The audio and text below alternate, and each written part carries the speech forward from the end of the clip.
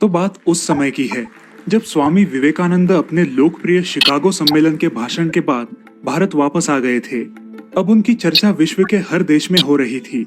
सब लोग उन्हें जानने लगे थे। स्वामी जी भारत वापस आकर अपने स्वभाव अनुरूप भ्रमण कर रहे थे। इस समय वे हिमालय और इसके आसपास के क्षेत्रों में थे। एक दिन वो घूमते घूमते एक नदी के किनारे आ गए।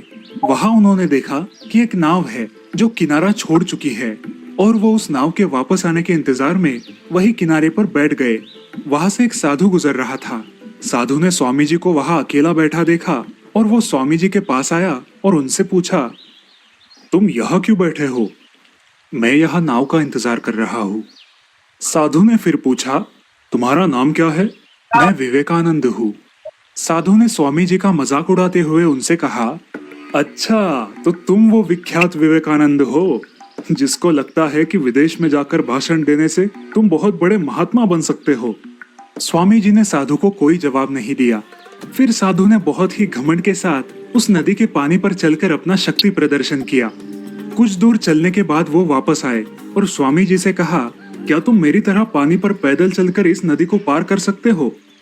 स्वामी जी ने बहुत ही आदर और विनम्रता के साथ साधु से कहा, इस बात में कोई शक नहीं है कि आपके पास बहुत ही अद्भुत शक्ति है, लेकिन हे साधु महाराज, क्या आप मुझे ये बता सकते हो कि आपको ये असाधारण शक्ति प्राप्त करने में कितना समय लगा? बहुत ही अभिमान के साथ साधु ने जवाब दिया, ये बहुत कठिन कार्य था। मैंने 20 सालों की कठिन तपस्या और साधना के बाद इस महान शक्ति को प्राप्त किया है। साधु का ये बताने का अंदाज बहुत ही अहंकार भरा था। ये देखकर स्वामी जी बहुत ही शांत स्वर में बोले, आपने अपनी जिंदगी